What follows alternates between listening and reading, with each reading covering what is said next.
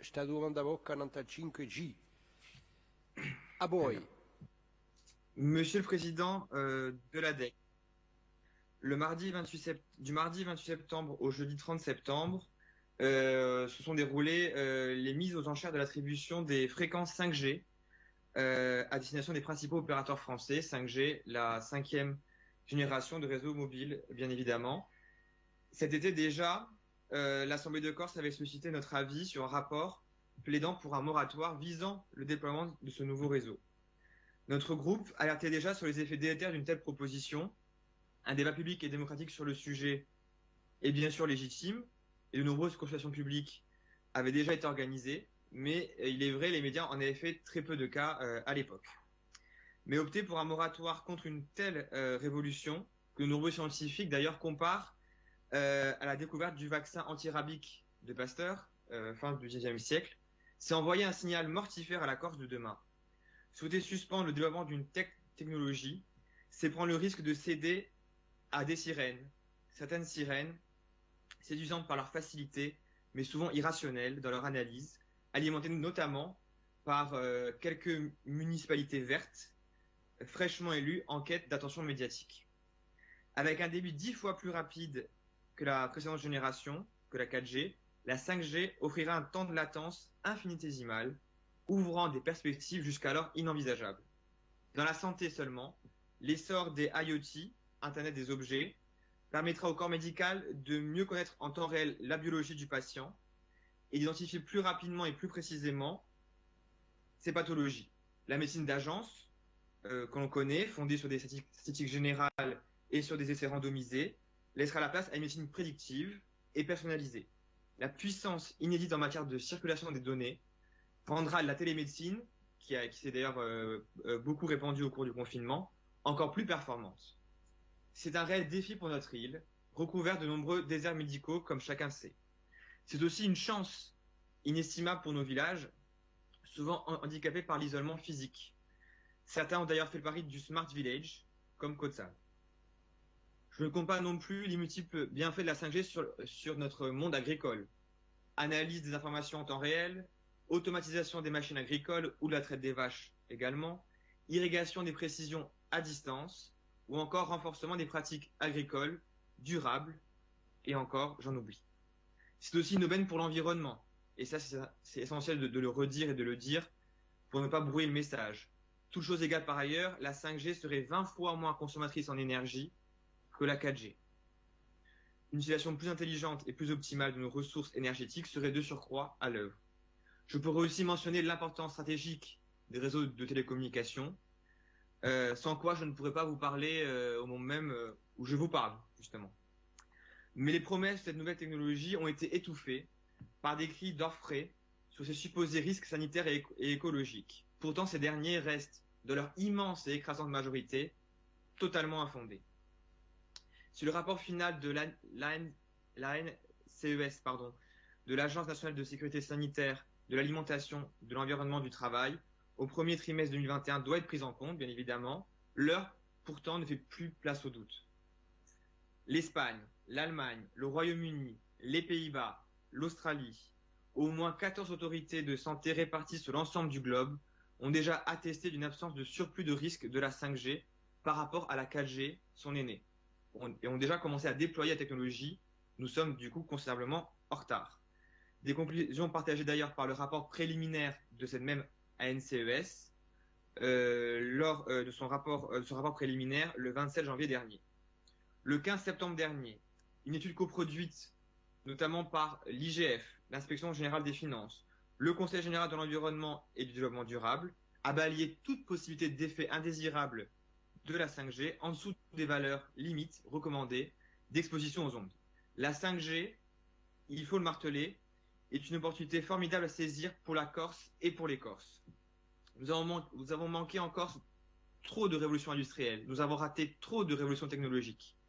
Il est de notre responsabilité de citoyens de ne pas reproduire de tels schémas. Pernicieux et délétères, ces schémas. Afficher une automatique défiance envers un tel progrès, ce serait aggraver l'image d'une Corse comme un territoire en marge des grandes transformations de l'économie et de la société. Notre retard de développement continuerait ainsi à s'accentuer, bien évidemment, sans la moindre alternative possible.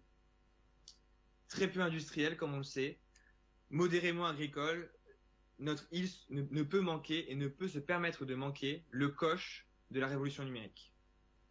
Nos différents écosystèmes et beaucoup et nombreux de nos élus ruraux ont d'ailleurs fait part de leur profond mécontentement vis-à-vis de ce projet de moratoire et du signal que ce dernier pourrait envoyer. Il y a plusieurs mois, Monsieur le Président de l'ADEC, vous déclariez à juste titre dans une interview « La Corse sera numérique ou ne sera pas ». Cet ultimatum lancé n'a jamais été aussi criant de vérité. Quelles sont alors vos positions sur ce sujet décisif pour notre avenir? Quelle place donner à la 5G, à la stratégie de développement économique de la Corse? À l'aune de son futur déploiement sur l'île, la CDC remplira-t-elle sa fonction motrice et facilitatrice en matière d'installation de ce nouveau réseau? Je vous remercie. Merci, chers collègues. Alors, avant de donner la parole à l'exécutif, je voulais dire quelques mots en ma qualité d'élu de l'Assemblée de Corse, puisque j'ai été le porteur du rapport qui a conduit à la décision de l'Assemblée, décision se prononçant, par laquelle l'Assemblée se prononçait pour un moratoire. J'interviens également en ma qualité de consul honoraire du peuple amish, qui est un peuple frère. Je crois que vous accédez à un certain nombre d'arguments que vous présentez comme des évidences, et je vous envie, parce que vous semblez avoir une connaissance scientifique de cette question particulièrement précise. Permettez-moi quand même de douter de ce que, à l'heure actuelle, ce que vous présentez comme des évidences en soit réellement.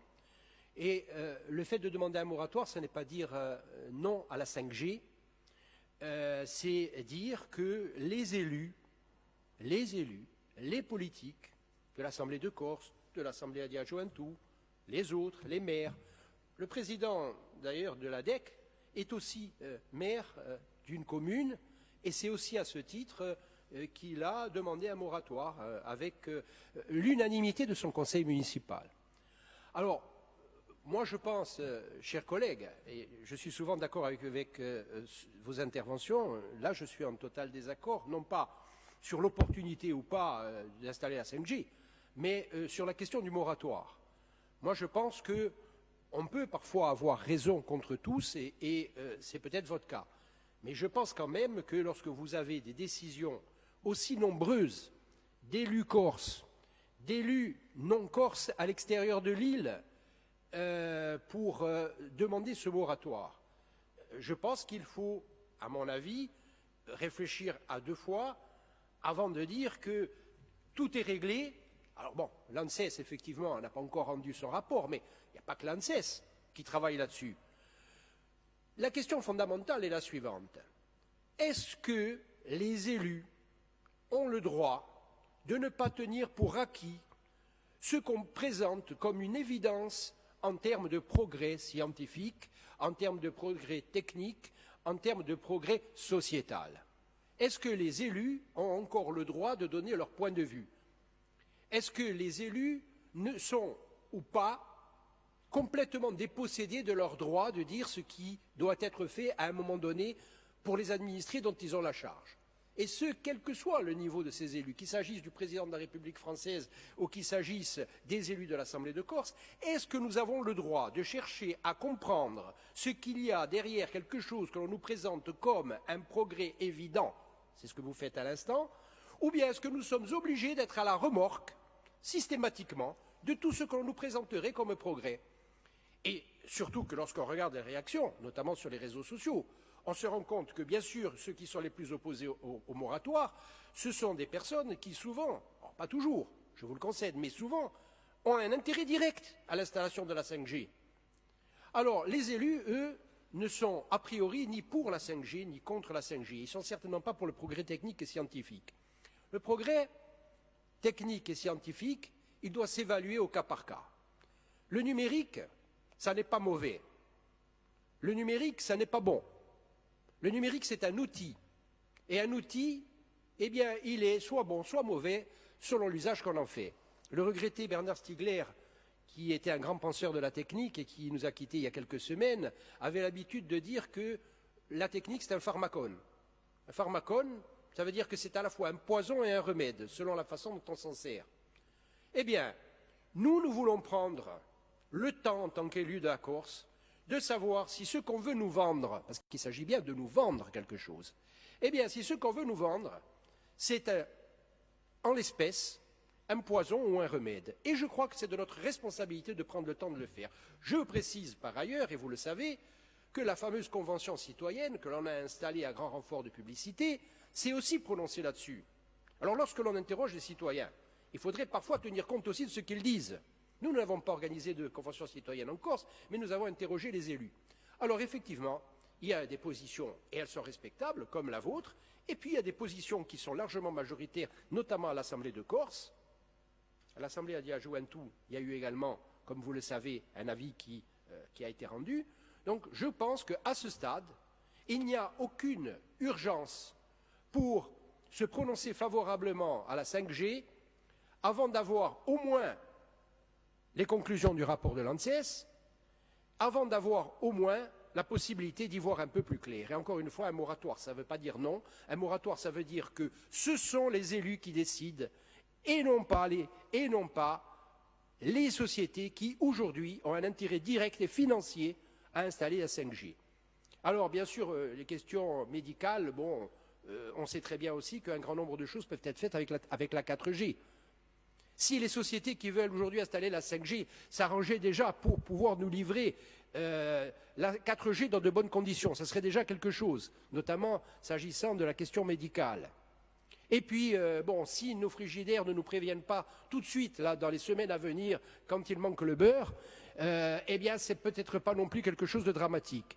Donc, sur la 5G, nous voulons simplement avoir le temps de savoir, en tant qu'élus, de quoi il s'agit. Et c'est véritablement une précaution élémentaire. Ça n'est pas un usage excessif du principe de précaution, c'est un usage vraiment minimal du principe de précaution. Alors, je n'interviens pas trop en général sur les sujets qui sont abordés par l'Assemblée Adiajuantu, mais là, vous comprenez, c'est un sujet qui me tient à cœur. Et je tenais, avant que le Conseil exécutif donne sa position, je tenais à vous donner la mienne. Merci. Monsieur le représentant du Conseil exécutif. Alors, Monsieur le Président, c'est moi qui vais répondre. Ah, d'accord. C'est Bianca Fazzi, donc, qui est justement en charge des questions de santé publique, même si d'ailleurs, la question de la 5G, ce n'est pas que la santé publique, mais c'est aussi évidemment la santé publique. Vous avez la parole. Merci, Monsieur le Président.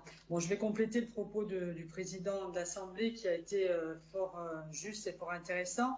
Je vais vous rappeler quand même une partie de la délibération du mois de juillet. Donc, il s'agit, je cite, d'instaurer un débat sur le sujet dans l'attente des études indépendantes et objectives sur les impacts sanitaires de cette technologie. La délibération demande par ailleurs que ces études puissent être restituées au plus tôt afin d'éclairer l'opinion. Comme vous l'aviez précisé, cette 5G est souvent présentée comme un vrai changement de paradigme, plus que toute une version améliorée de la 4G.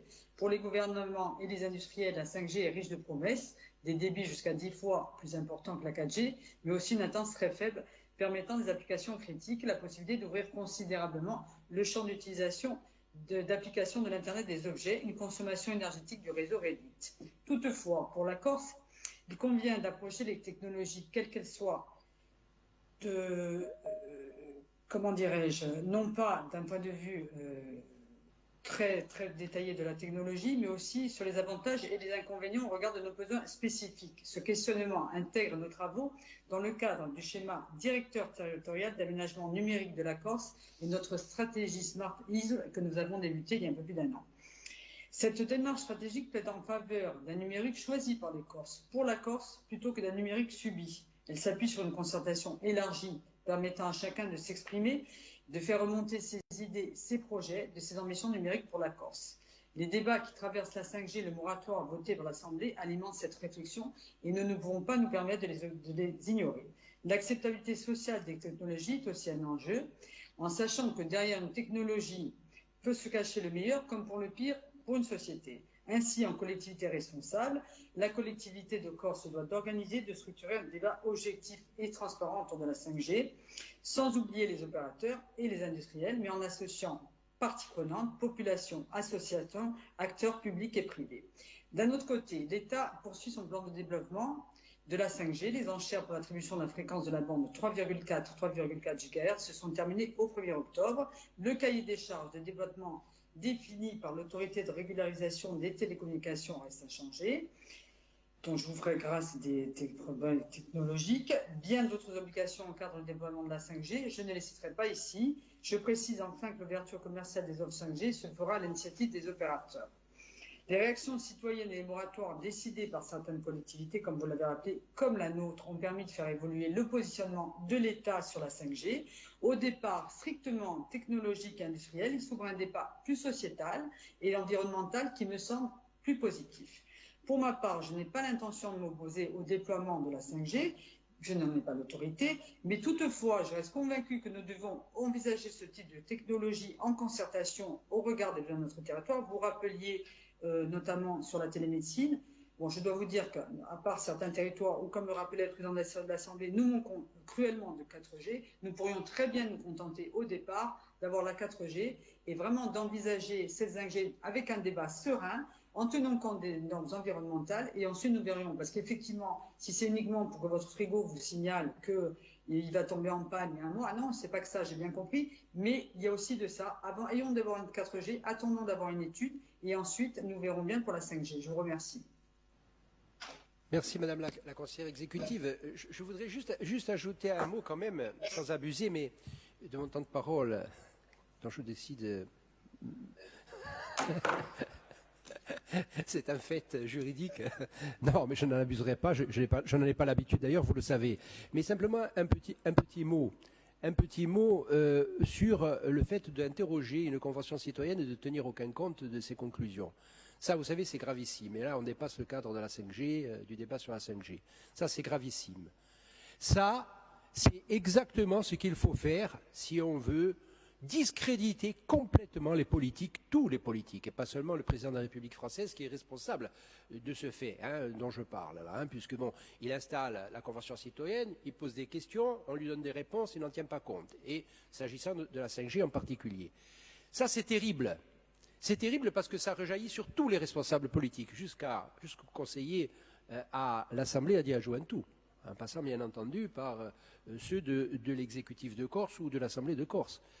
C'est le discrédit total qui est jeté sur ceux qui sont aux responsabilités aujourd'hui. C'est-à-dire qu'on a l'impression qu'un petit groupe de personnes, un peu dans tous les pays, en Europe et ailleurs, décident de tout et ne tiennent strictement aucun compte de ce que pensent les vrais gens, comme disent certains. Et puis alors les populistes se nourrissent de ce type de situation. Donc je pense véritablement que la démonstration qui a été faite par Paris s'agissant de cette convention citoyenne, c'est une démonstration calamiteuse qui va avoir des conséquences très très graves à mon avis, ou en tout cas qui va contribuer à créer à nouveau des situations difficiles à gérer. Moi je pense qu'il faut faire le contraire. Moi, je pense que lorsque l'on crée une assemblée à Diageo-Ventoux, c'est précisément pour essayer d'éviter qu'il y ait des ruptures entre classes d'âge, des ruptures au sein de la société. C'est pour que vous soyez, vous, et vous l'êtes maintenant déjà depuis plusieurs années, des ambassadeurs de la chose publique partout sur votre lieu de travail, dans vos lycées, à l'université, sur votre lieu de travail. Donc, c'est pour cela, c'est pour faire en sorte de recréer une confiance à l'égard de la chose publique. Eh bien, lorsque l'on crée une convention citoyenne et qu'on ne tient pas compte de ses conclusions, on discrédite la chose publique, on alimente le tous pourri. Et je pense que ça, c'est véritablement catastrophique. Donc, cette question de la 5G, elle va beaucoup plus loin que la question technique de la 5G. On est en train de démolir ce qui fait, pour utiliser une expression galvaudée, ce qui reste encore de vivre ensemble. Bien, je voulais donc